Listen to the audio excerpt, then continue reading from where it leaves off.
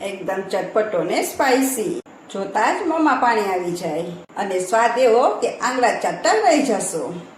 શિયાળો હોય, ઉનાળો હોય કે ચોમાસું, કોઈ પણ ઋતુમાં ખાઈ શકાય. ફ્રેન્ડ્સ, રીંગણાનો ઓળો તમે તો ઘણી વાર ખાધો હશે, પણ આજે આપણે બનાવીશું કાઠિયાવાડી સ્ટાઇલમાં સ્વાદિષ્ટ અને ચટપટો એવો બટેટા અને ટમેટાનો ઓળો. અને ફ્રેન્ડ્સ, મારી તો ગેરંટી છે કે તમે જો એકવાર આ ઓળો બનાવશો ને તો તમે રીંગણાનો ઓળો તો નહીં જ બનાવો. અને આ ઓળો એટલો સ્વાદિષ્ટ બનશે ને કે ઘરના બધા તો આંગળા ચાટતા રહી જશે. અને આ ઓળાની ખાસિયત એ છે કે આ ઓળો તમે બારે માસ બનાવીને પણ ખાઈ શકશો. તો ફ્રેન્ડ્સ, ચાલો આજની રેસીપી ફટાફટ શરૂ કરીશું. તો ફ્રેન્ડ્સ, આજનો ઓળો બનાવવા માટે મેં અહીં 3 નંગ બટેટા લીધા છે. તો મેં મીડિયમ સાઇઝના બટેટા લીધા છે અને આ બટેટાને મેં અધકચરા બાફી લીધા છે. સાથે જ 3 નંગ ટમેટા લીધા છે. તો આ ટમેટાને મેં સરસ એવા પાણીથી સાફ કરી લીધા છે. સાથે જ આપણે લીધું 4 નંગ ડુંગળી. પછી આપણે લેશું આદુનો ટુકડો, જેની મેં રીતના ઝીણી સ્લાઇસ કરી લીધી છે. અને 10 થી 12 નંગ લસણની કરી લેશું. સૌપ્રથમ પહેલાં આપણે બટેટાને વચ્ચેથી 2 ફાડા કરી લેશું. ફ્રેન્ડ્સ, તમે જોશો કે આપણે બટેટા છે તે અધકચરા છે. તો આ રીતના આપણે બંને બટેટા છે, એટલે 3 બટેટા છે તેના રીતના આપણે સ્લાઇસ કરી લઈશું આ રીતે.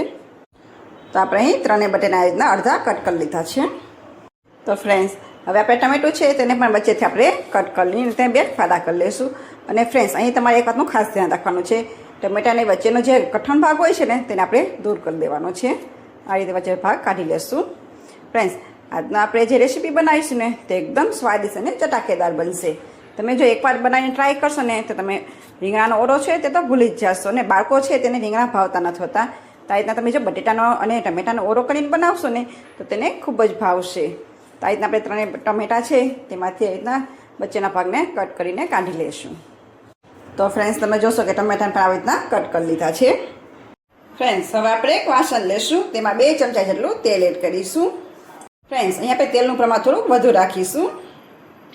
ફ્રેન્ડ્સ, તેલ આપણું ગરમ થાય એટલે તેમાં 4 નંગ લાલ મરચાં એડ કરી દઈશું અને તેને 1 મિનિટ માટે સાતરી લઈશું.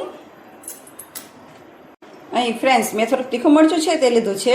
જો તમે તીખું વધુ પસંદ ના હોય ને તો તમે મોરું મરચું પણ લઈ શકો છો, કેમ કે આજનો આપણે જે ઓળો બનાવીશું ને તે થોડોક સ્પાઇસી બનાવીશું.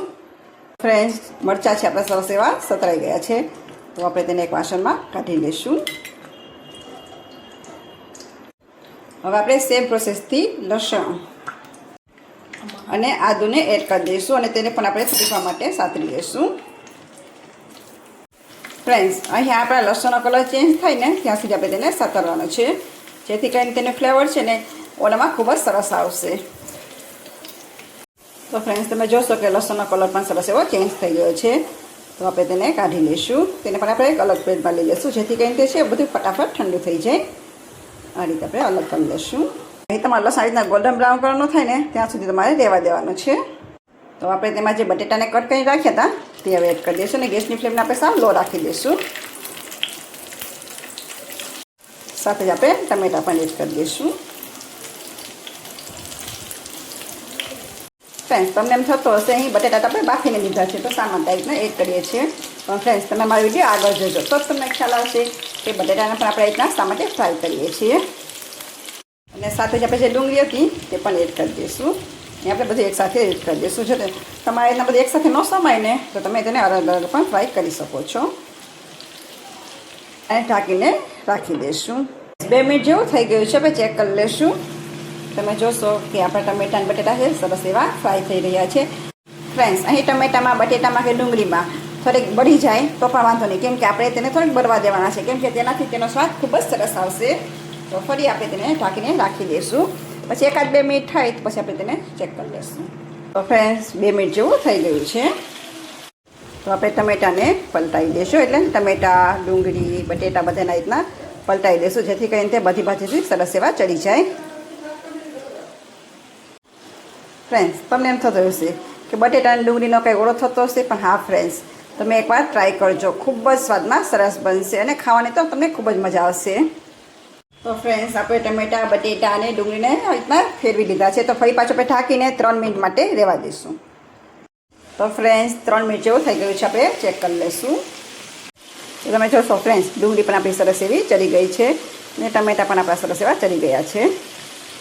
આપણે એની આ રીતના છાલ દૂર કરી લઈશું. તમે જોઈ શકશો કે ટમેટાની છાલ આસાનીથી આ રીતના દૂર થઈ ગઈ છે. અને બટેટાને પણ આપણે ચેક કરી લઈશું. તો તો તમે જોશો બટેટા પણ આપણા સરસ એવા નીચેથી એ રીતના ક્રિસ્પી થઈ ગયા છે. ફ્રેન્ડ્સ આ રીતના થોડા ક્રિસ્પી થશે ને એટલે ઓળામાં આપણે જે રીંગણા શેકીએ છીએ ને તેનો સ્વાદ આવે ને તેવો જ આ ઓળામાં સ્વાદ આવશે.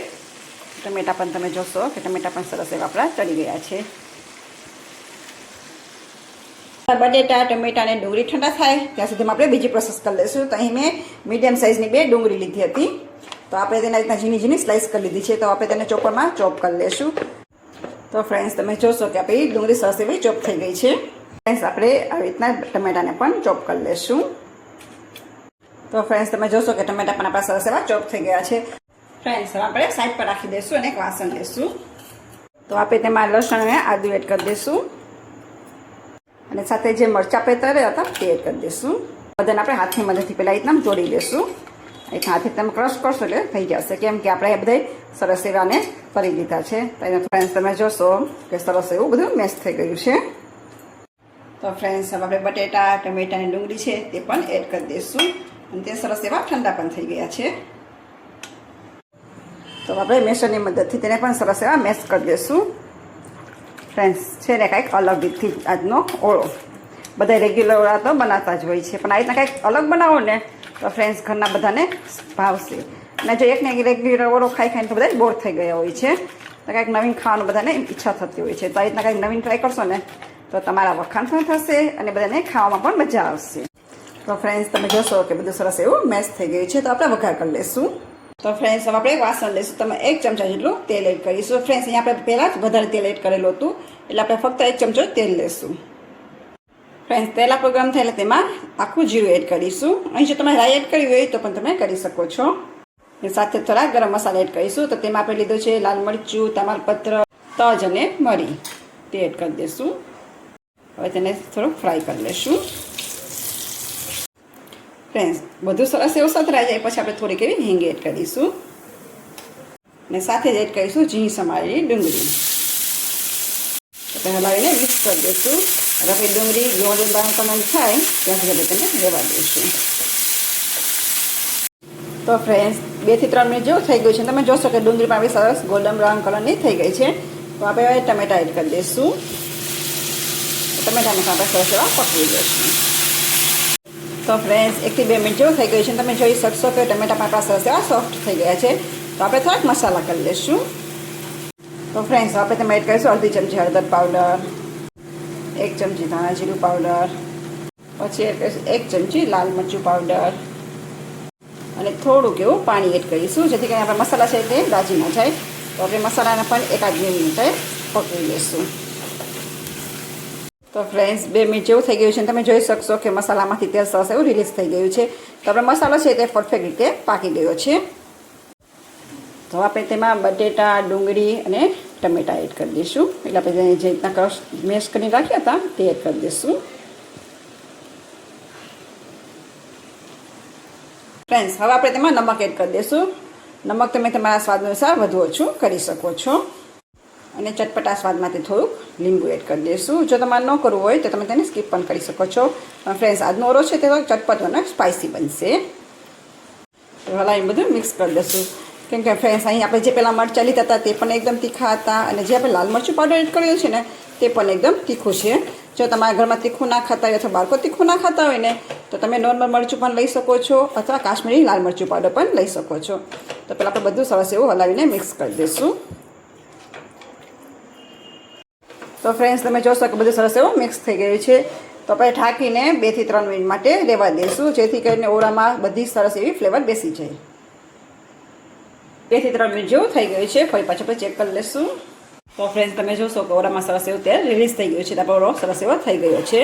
ફ્રેન્ડ્સ અહીં આપણે જ્યારે પણ આ ઢાંકણ ઊંચું કરીએ ફ્રેન્ડ્સ તમારાથી એટલી સરસ સુગંધ આવી હતી ત્યારે આપણે ખાવાનું મન થઈ જાય. તો આપણે એકવાર આપણે હલાવી લઈશું. ઉપરથી લીલા ધાણા એડ કરી દઈશું. હલાવીને મિક્સ કરી દઈશું.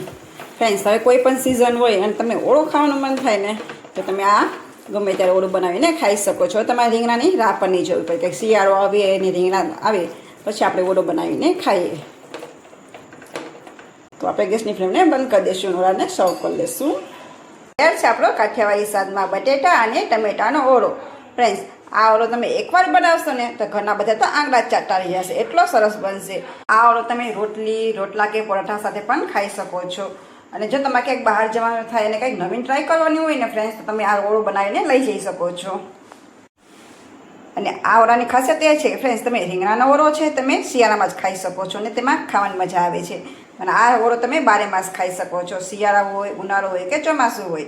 તમને જ્યારે પણ ઓળો ખાવાનું મન થાય ને તમે ત્યારે આ ઓળો બનાવીને ખાઈ શકો છો. તમને આજની મારી ઓળાની રેસીપી કેવી લાગી તે મને કમેન્ટ બોક્સમાં જરૂરથી જણાવજો. અને આપને જો મારી રેસીપી પસંદ આવી હોય તો એક લાઇક કરજો, શેર કરજો અને હેતલ્સ કિચનને સબસ્ક્રાઈબ કરવાનું ના ભૂલતા. ફરી પાછા મળીશું નવા સ્વાદ સાથે, નવા વિડીયો સાથે. ત્યાં સુધી આવજો.